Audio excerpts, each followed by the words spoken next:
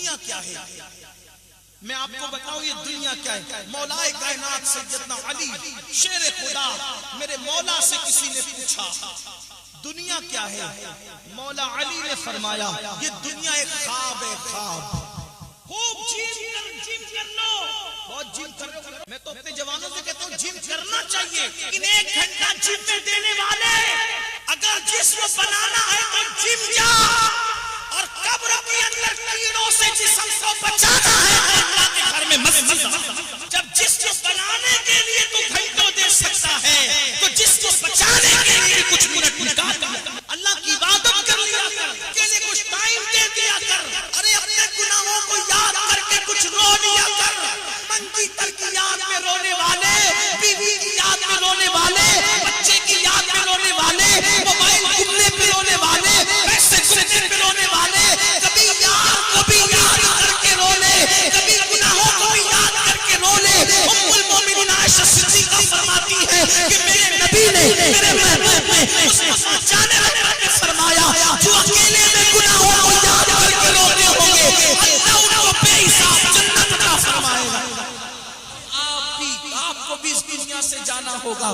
میرا اللہ قرآن میں موت و حیات کا فلسفہ یوں بیان کرتا ہے الذی خلق الموت والحیات لیبلوکم ایکم احسن عملا۔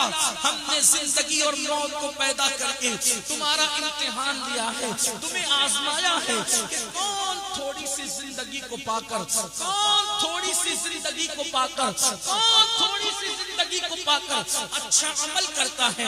آپ کہیں گے یہ زندگی تھوڑی ہے، کوئی 70 سال جی رہا ہے، کوئی 80 سال جی رہا ہے، کوئی 100 سال جی رہا ہے۔ آپ کہتے ہیں زندگی تھوڑی ہے، میرے عزیز یقیناً زندگی تھوڑی ہے۔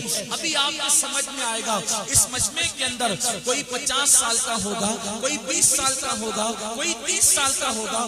ذرا سوچو تو صحیح کب پیدا ہوئے تھے اور 20 سال کے کب ہو گئے؟ تو ہمیں ایسا لگتا تھا جیسے کل پیدا ہوئے تھے اور آج 20 سال کے ہو گئے۔ بولو ہے کہ نہیں ہے؟ اللہ اکبر۔ لیکن سب اپنی باتیں چھوڑیے، ایک فلسفہ آپ کو بتاتا ہوں صوفیاء کرام کی زبان کے تحت، صوفیاء کرام کے فلسفے کے تحت۔ دیکھیے جب کوئی بچہ مسلمان کے گھر میں پیدا ہوتا ہے تو اس کے کان میں اذان دی جاتی ہے، حالانکہ اس اذان کا نماز جنازہ سے فقہی معاملے میں کوئی تعلق نہیں ہے، لیکن صوفیاء کا یہ فلسفہ ہے جب کوئی بچہ پیدا ہوتا ہے تو اس کے کان میں اذان دی جاتی ہے، اور جب کوئی مرنے والا انتقال کرتا ہے تو نماز جنازہ سے پہلے نہ اس کی اذان ہوتی ہے نہ اقامت ہوتی ہے، بلکہ کیا ہوتا ہے ڈائریکٹ جماعت کھڑی کی جاتی ہے۔